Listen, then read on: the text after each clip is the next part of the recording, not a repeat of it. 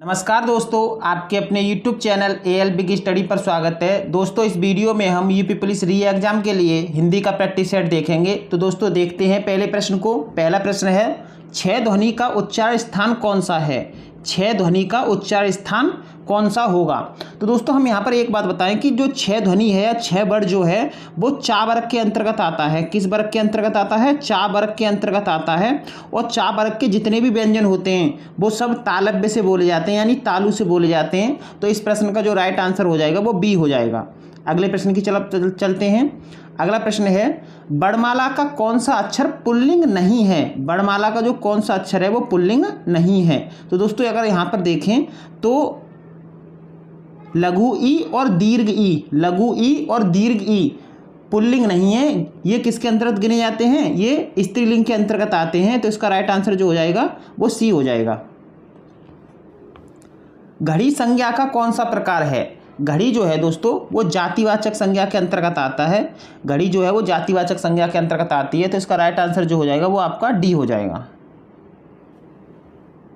अगला प्रश्न है, ऐसे कौन से शब्द हैं जिनका प्रयोग स्त्रीलिंग और पुल्लिंग दोनों रूपों में होता है? स्त्रीलिंग और पुल्लिंग दोनों रूपों में।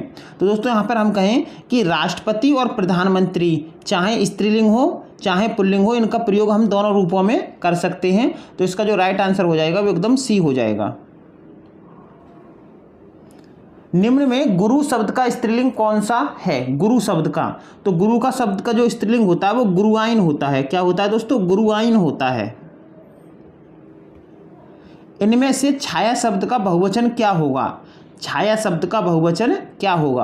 तो दोस्तों यहाँ पर अगर हम ये छाया शब्द को देखें तो छाया शब्द एक ऐसा शब्द है जो एक वचन और बहुवचन में सेम रहता है। यानी छाया का जो है बहुवचन वो छाया ही रहेगा, चाहे एक वचन की बात रहे चाहे बहुवचन की बात रहे, छाया शब्द जो है वो सेम बना रहता है। तो इसका जो राइट आंसर हो जाएगा वो ए हो जाएगा। छाया का जो बहुवचन है वो छाया ही होगा। हे भाई मुझे बचाओ, इस वाक्य में कौन सा कारक है? तो दोस्तों यहाँ पर हम देखें तो यहाँ पर हे कारक चिन्ह का प्रयोग किया गया है। कौन से कारक चिन्ह का प्रयोग किया गया है? हे। और जो हे ओ अरे, हे ओ अरे ये जो कारक चिन्ह हैं वो आपका जो वो है वो संबोधन कारक के अंतर्गत आते हैं। किस कारक के अंतर्गत आते हैं? संबोधन कारक के अंतर्गत आते हैं। कौन कौन से? हे कॉमा ओ, हे कॉमा ओ कॉमा अरे, ये सभी जो हैं वो संबोधन कारक के अंतर्गत आते हैं। तो इसका जो राइट आंसर हो जाएगा वो क्या हो जाएगा? संबोधन कारक हो जाएगा। तो दोस्तों हम यहाँ पर देखते हैं कि कारक जो होते हैं वो 8 प्रकार के होते हैं। और सबकी एक बार नज़र मार के देख लेते हैं कि विभक्ति क्या होती हैं। कर्ता कारक की विभक्ति जो होती है वो ने होती है। कर्म की जो विभक्ति होती है वो क्या होती है? को होती है। करण की विभक्ति जो है वो से या के द्वारा होती है, से या के द्वारा होती है। और इसी प्रकार से देखें संप्रदान की जो विभक्ति होती है वो को या के लिए होती है, को या के लिए होती है। अपादान की विभक्ति जो है वो से होती है लेकिन अलगाव के रूप में, किसी चीज़ के अलग हटने के रूप में। संबंध की बात करें तो का, की, के, रा, री, रे ये सब किसके अंतर्गत आ जाते हैं? ये संबंध के अंतर्गत आ जाते हैं। अधिकरण की बात करें तो में और पर। अधिकरण की विभक्ति क्या होती है? में और पर। और जो हम इस प्रश्न में बात कर रहे थे संबोधन कारक की विभक्ति जो होती है वो हे, अजी, अहो, अरे ये सब किसके अंतर्गत आ जाते हैं? ये सब आ जाते हैं आपके संबोधन कारक के अंतर्गत। अगले प्रश्न की तरफ चलते हैं। अगला प्रश्न है, इनमें से संबंधवाचक सर्वनाम का प्रयोग किस वाक्य में हुआ है? संबंधवाचक सर्वनाम। तो दोस्तों संबंधवाचक सर्वनाम की बता दें तो इसका जो सर्वनाम होता है वो जो और सो होते हैं, जो और सो होते हैं। संबंधवाचक सर्वनाम जो होते हैं वो कौन से होते हैं? जो संबंध को दिखाते हैं, जो और सो। तो जो सोता है सो खोता है। तो यहाँ पर जो और सो है, ये तो संबंधवाचक सर्वनाम का प्रयोग हुआ है। अच्छा दोस्तों, जिसने परिश्रम किया वह सफल होगा। जिसने और वह ये भी संबंधवाचक के अंतर्गत आते हैं। सो की जगह पर हम किसका प्रयोग कर लेते हैं? वह का प्रयोग कर लेते हैं। जैसी और वैसी, जैसी करनी वैसी भरनी, जैसी भी और वैसी भी किसके अंतर्गत? संबंध के अंतर्गत। तो यहाँ पर राइट आंसर हो जाएगा अगर तीनों वाक्यों में जो है वो संबंधवाचक सर्वनाम का प्रयोग किया गया है। तो यहाँ पर राइट आंसर जो हो जाएगा आपका डी हो जाएगा, उपयुक्त सभी। अगले प्रश्न की तरफ चलते हैं। चोर उठ भागा, यह वाक्य किस क्रिया का उदाहरण है? तो दोस्तों यहाँ पर हम देखें, चोर उठ, पहले तो उठने का काम किया है ना, उठने की क्रिया हुई है, फिर भागा है। तो यहाँ पर पहले तो एक क्रिया हुई है, फिर उसके बाद में दूसरी क्रिया हुई है। तो ऐसी क्रिया को हम बोलते हैं पूर्वकालिक क्रिया, यानी कि एक क्रिया खत्म होने के बाद में तुरंत दूसरी क्रिया होने लग जाए तो वो क्या कहलाती है? पूर्वकालिक क्रिया कहलाती है। तो चोर उठ भागा इस वाक्य में क्रिया का उदाहरण बताना था, तो राइट आंसर क्या हो जाएगा? सी हो जाएगा। अगला प्रश्न देखते हैं। मेरा कुर्ता पजामा 3.5 मीटर कपड़ा लगेगा, मेरे कुर्ता पजामा में 3.5 मीटर कपड़ा लगेगा। तो यहाँ वाक्य में विशेषण पहचानिए। तो यहाँ पर हम दोस्तों देखें कि 3.5 मीटर कपड़ा, तो 3.5 मीटर की बात करें तो कपड़ा जो है वो मापा जाता है। तो यहाँ पर हम ये देखें कि मापने या तोलने की जो बात आती है वो परिमाणवाचक विशेषण के अंतर्गत आती है। परिमाणवाचक के अंतर्गत मापना और तोलने की बात आती है। कपड़ा जो है वो माप कर दिया जाता है। तो यहाँ पर हमारा जो राइट आंसर हो जाएगा वो हो जाएगा परिमाणवाचक विशेषण। अव्यय के लिए इनमें से कौन सा शब्द सही है? अव्यय के लिए इनमें से कौन सा शब्द सही है? तो दोस्तों जो अव्यय हैं वो आविकारी शब्दों के अंतर्गत आते हैं। शब्द दो प्रकार के होते हैं, विकारी शब्द और आविकारी शब्द। विकारी शब्दों के अंतर्गत की बात करें, ये विकारी शब्दों के अंतर्गत की बात करें तो यहाँ इनके अंतर्गत संज्ञा, सर्वनाम। विकारी शब्दों के अंतर्गत कौन कौन से आते हैं? संज्ञा, सर्वनाम, क्रिया और विशेषण। और क्या आता है आपका? विशेषण आता है। संज्ञा, सर्वनाम, क्रिया और विशेषण। लेकिन आविकारी शब्दों के अंतर्गत अव्यय और निपात आते हैं। अव्यय और क्या आते हैं दोस्तों? अव्यय और निपात आते हैं आविकारी शब्दों के अंतर्गत। आविकारी शब्द वे शब्द होते हैं जिनके लिंग वचन काल कारक में कोई भी परिवर्तन नहीं होता है। तो इनका राइट आंसर जो हो जाएगा, अव्यय के लिए इनमें से कौन सा कथन सही है? तो ये आविकारी शब्द होते हैं। ये कौन से शब्द होते हैं दोस्तों? ये आविकारी शब्द होते हैं। तो राइट आंसर जो हो जाएगा वो आपका ए हो जाएगा। अगले प्रश्न की तरफ चलते हैं। अगला प्रश्न है, अनाड़ी का तत्सम रूप कौन सा होगा? अनाड़ी का तत्सम रूप, तो अनाड़ी का जो होता है वो अनार्य होता है। क्या होता है? अनार्य होता है। तो ए इसका क्या हो जाएगा? राइट आंसर हो जाएगा। संस्कृत भाषा के शब्द जिसका हिंदी भाषा में प्रयोग करने पर रूप परिवर्तन नहीं होता वे शब्द कहलाते हैं। यानी दोस्तों यहाँ पर ये कह रहा है कि संस्कृत भाषा का शब्द जिनका हिंदी भाषा में प्रयोग करने पर रूप परिवर्तन नहीं होता है तो वो तत्सम शब्द कहलाते हैं, क्योंकि तत्सम शब्द जो है वो संस्कृत से ले जाते हैं और ज्यों के त्यों ले जाते हैं, इनका रूप परिवर्तन नहीं होता। लेकिन संस्कृत भाषा के शब्दों का अगर रूप परिवर्तन कर दें तो वो कौन से शब्द कहलाते हैं? वो तद्भव शब्द कहलाते हैं। लेकिन अगर रूप परिवर्तन ना हो तो वो शब्द क्या रहते हैं? वो शब्द तत्सम कहलाते हैं।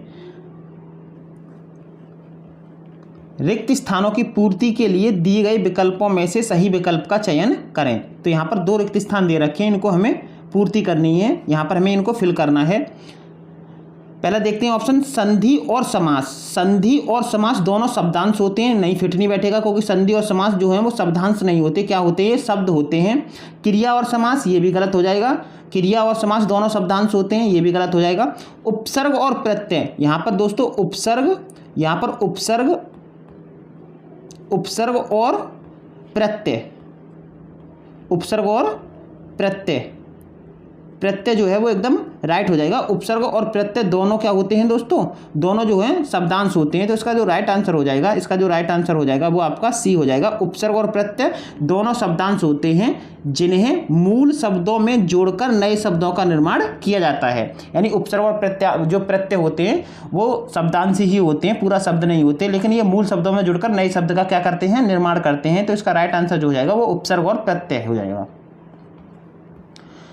कृत प्रत्ययों के संयोग से बनने वाली क्रिया को क्या कहते हैं? तो दोस्तों यहाँ पर एक बात करें कि जो प्रत्यय होते हैं वो 2 तरह के होते हैं। एक तो कृत प्रत्यय होते हैं और एक तदित प्रत्यय होते हैं।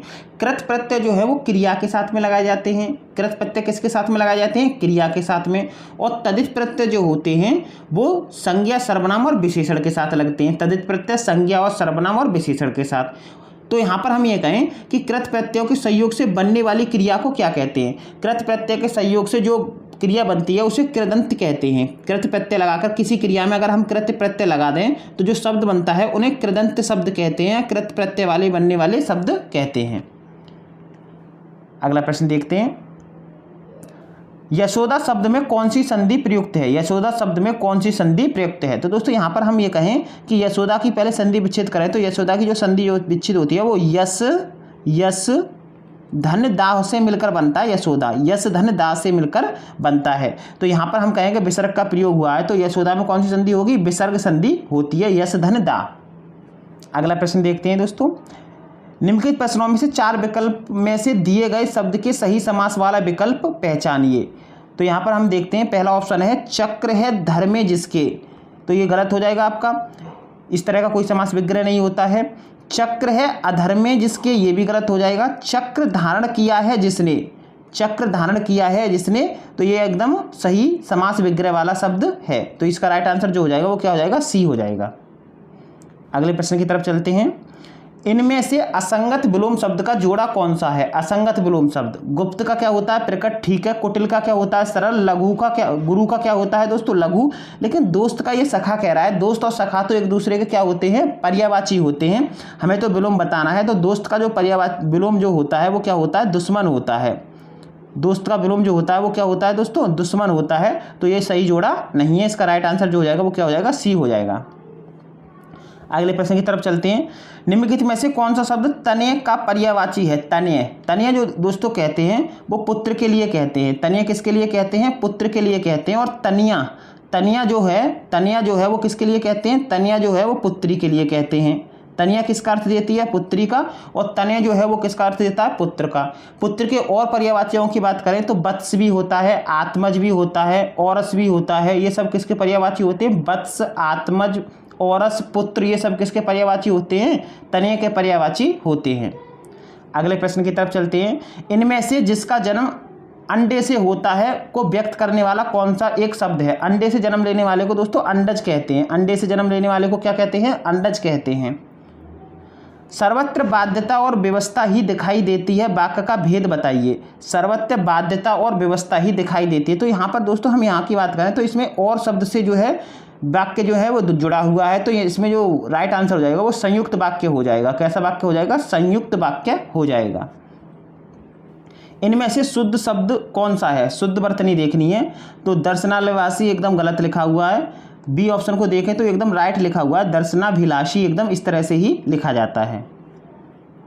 इनमें से शुद्ध वाक्य कौन सा है, मैंने पुस्तक पढ़ा। दोस्तों पुस्तक स्त्रीलिंग होता है लेकिन क्रिया पुल्लिंग का प्रयोग कर रहे हैं, तो ये एकदम गलत हो जाएगा, क्योंकि कर्म जो है वो पुस्तक जो है वो स्त्रीलिंग है और हमें स्त्रीलिंग का ही क्रिया का प्रयोग करना चाहिए था, तो ये गलत हो जाएगा। राम के अनेकों नाम थे, अनेकों कोई शब्द नहीं होता, अनेक होता है, अनेकों कोई शब्द नहीं होता, इसलिए ये वाक्य गलत हो जाएगा। मैंने पुस्तक पढ़ी एकदम सही है, मैंने पुस्तक पढ़ी। मेरे को जाना है, मेरे को नहीं मुझको, मुझे जाना है, मुझको जाना है, तो यहाँ की बात करें तो मेरे को गलत हो जाएगा, तो इसका राइट आंसर जो हो जाएगा वो सी हो जाएगा।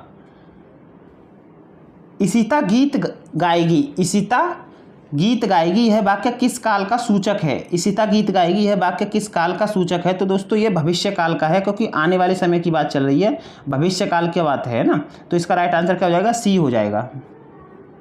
रोगी चल नहीं सकता का भाववाच्य में रूपांतरण क्या होगा। रोगी चल नहीं सकता का भाववाच्य अगर करें तो रोगी से चला नहीं जाता, रोगी से चला नहीं जाता, इसका भाववाच्य क्या हो जाएगा, रोगी से चला नहीं जाता। ए ऑप्शन राइट हो जाएगा। आनंद घर आया थोड़ी देर रुका और चला गया, आनंद घर आया थोड़ी देर रुका और चला गया, इस वाक्य में उचित विराम चिन्ह का कौन सा प्रयोग होगा, है ना। तो यहाँ पर हम कहेंगे आनंद घर आया, तो यहाँ पर दोस्तों जो अल्प विराम का प्रयोग होगा, यहाँ पर कौन से विराम का प्रयोग होगा, यहाँ पर अल्प विराम का प्रयोग होगा, तो इसका राइट आंसर जो हो जाएगा वो क्या हो जाएगा, अल्प विराम हो जाएगा। एक पंथ दो काज लोकोक्ति का अर्थ है, एक पंथ दो काज का मतलब होता है दोस्तों एक ही काम से दो लाभ होना, एक ही काम से कितने लाभ होना, दो लाभ होना, इसका राइट आंसर हो जाएगा।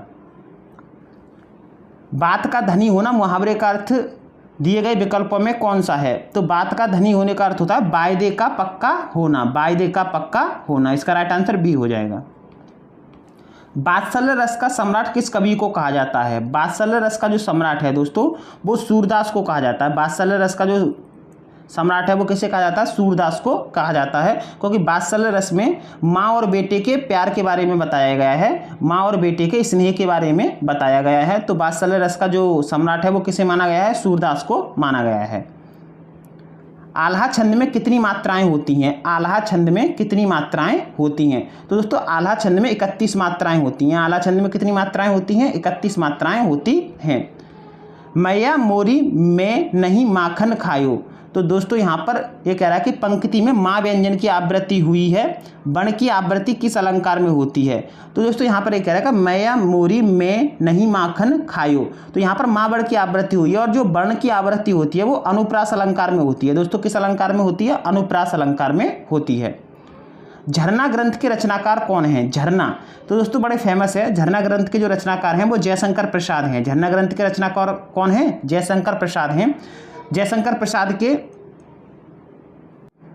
इनके और भी हम जो हैं रचना देख लेते हैं। इनकी और रचना जो है वो झरना है, एक आंसू है, लहर है, कामायनी है, प्रेम पथिका है।